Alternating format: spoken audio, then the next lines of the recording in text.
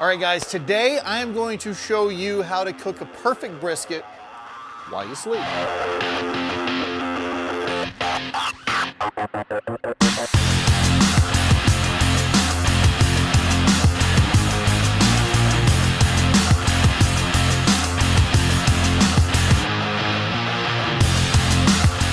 After that beautiful B-roll of such a perfect brisket, I'm going to show you how to make one.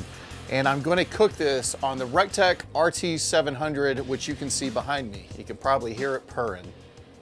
Yeah, sounds good, huh? Sexy. So I'm going to show you how to make the perfect brisket while you sleep, because that's one thing that we know about in Texas is brisket.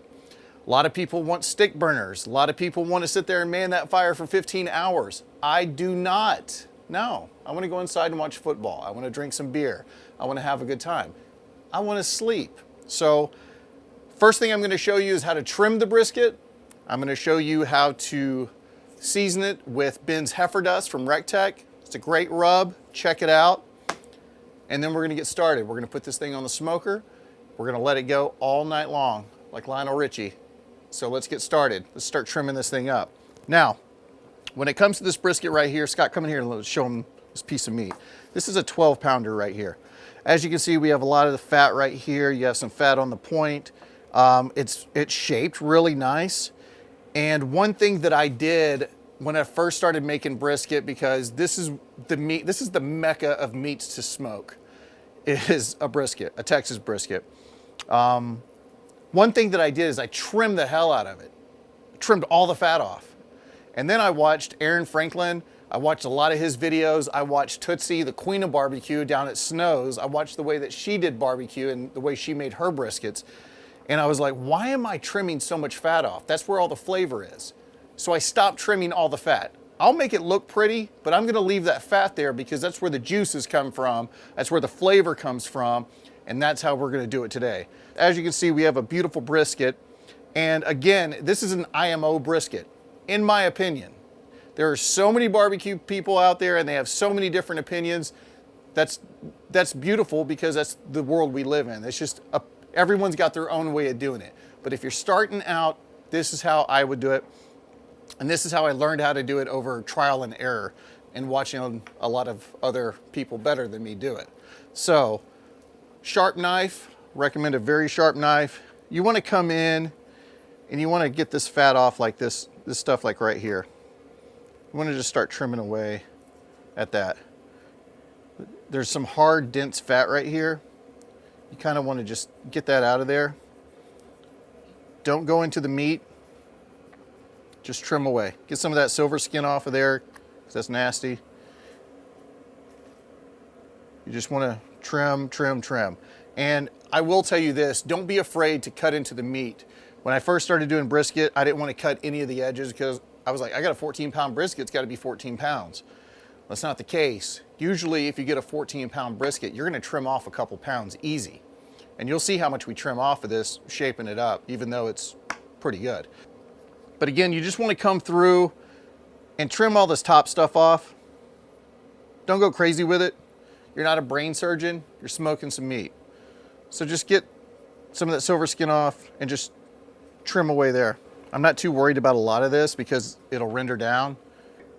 For sake of time and movie magic, I cooked a brisket overnight, and we're going to show you that in a second. I'm just wanting to show you how to get this going. So once you trim everything to the way you want it, you'll see like right here, let me turn this around. You'll see right here, it's kind of browning, it's really nasty looking. So what I'll do is I'll score here, and I'll just make a line with my knife to kind of give me a guide, and I will just go down that guide right there. And I'll cut that nasty stuff off.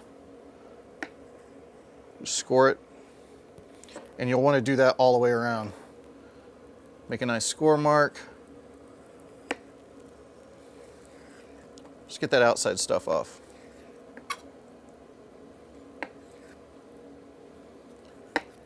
There's a few rules when it comes to brisket. Number one, keep it simple. Like I said, you're not a brain surgeon, you don't need to go hack at it. Keep it simple. Number two, when you put it in the smoker, don't open the lid. Go to bed. And number 3, leave it alone until it's done. Let it finish. If you stall out, there's a thing called the stall. Usually happens between 160, 165. Sometimes you can stall for a long time. The one I cooked last night stalled for a good 4 hours today.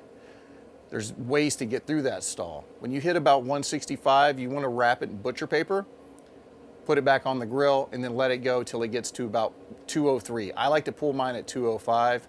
And then you're gonna find out that a cooler is your best friend. The one thing about a cooler is not only does it keep things cool, but it also keeps the meat very hot. It keeps those juices there. So if you have people coming over at 3, 4, 5 o'clock and you put it in there at 11, don't worry about it. It's gonna be hot when you pull it out, I guarantee it. And we'll actually show you our cooler that it's been in for 2, almost 3 hours today. When we open that lid, there's gonna be steam coming out, I guarantee it. So anyway, I do minimal trimming now. I learned the hard way. All right, we're gonna flip this over. So on a brisket, for those that don't know, this is the point and this is the flat. When it comes to a brisket, you see these grains, they're all going this way. This is a big piece of muscle right here. So whenever you go to slice this, after we put rub on it, you're gonna notice that we won't be able to see the grain. So whenever you cut your brisket, once it's cooked, you have to cut against the grain. And the way that I do that is I cut a corner off here. So when my brisket's done, I know that this is my starting place to start slicing the brisket back. We're gonna flip it over. This is gonna be the fat cap.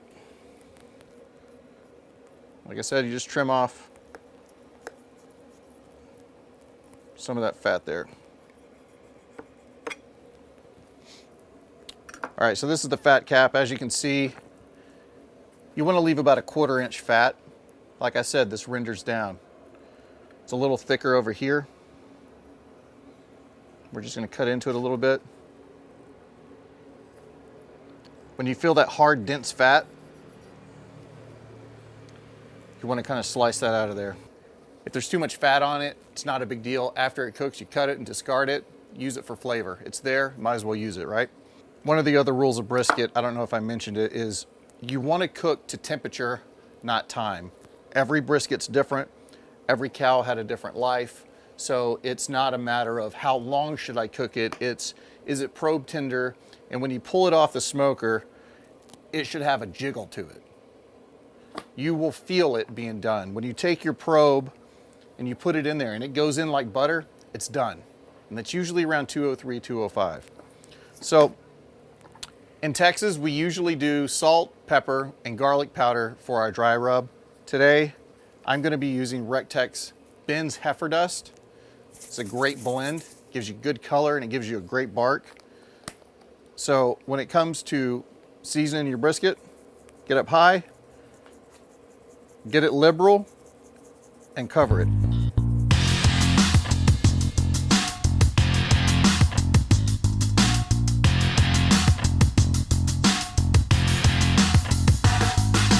So you want to cover every part of this brisket with the rub.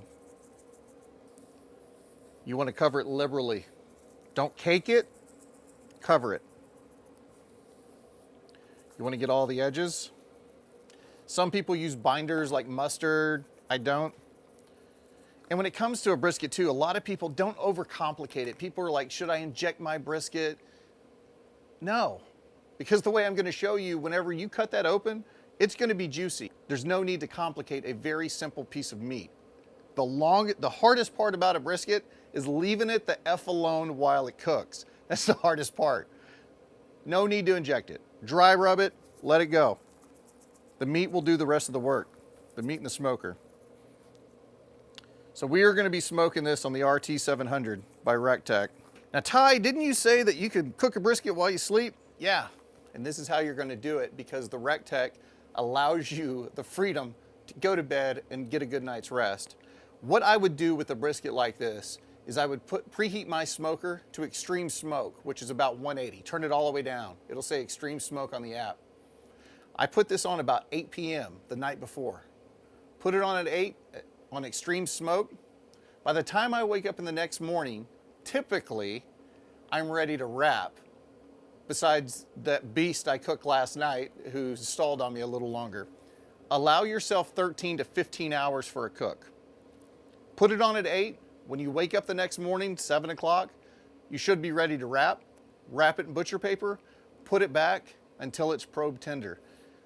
It's an easy cook, guys, and I guarantee every time you pull this out of your smoker, if you let it cook the way it's supposed to, you're gonna have a great brisket.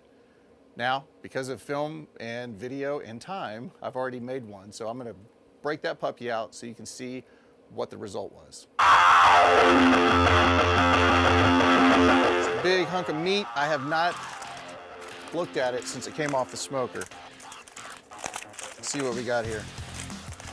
Might want to come in here, Scott, take a look at this, because it is going to be a thing of beauty. Yes, I wrap mine in foil. I use foil and I use butcher paper. Foil is called the Texas crutch.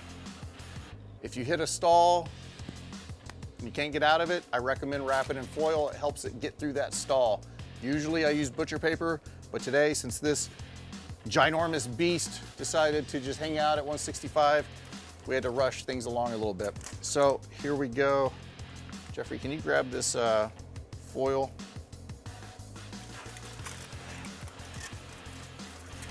Look at that.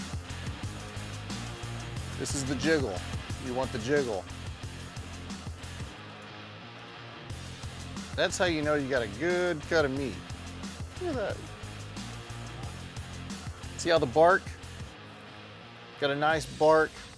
The foil will give you a lot more moisture in your bark, where paper will give you a harder, denser bark. But, all right, this is the moment of truth right here. We're gonna cut it right here.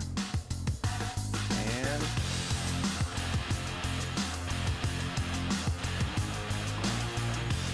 ready for this?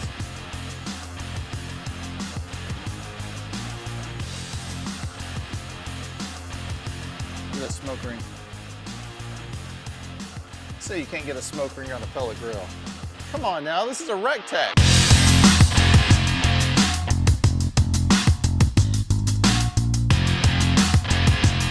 Sorry I took a bite without you. You seen this? It's amazing. It's great.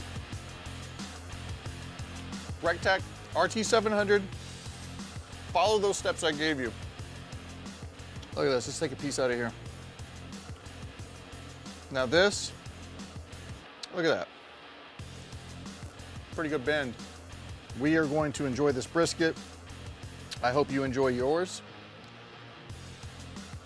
Go out there and cook one. Get a recteq. Hands down the best. See you later, I'm gonna eat.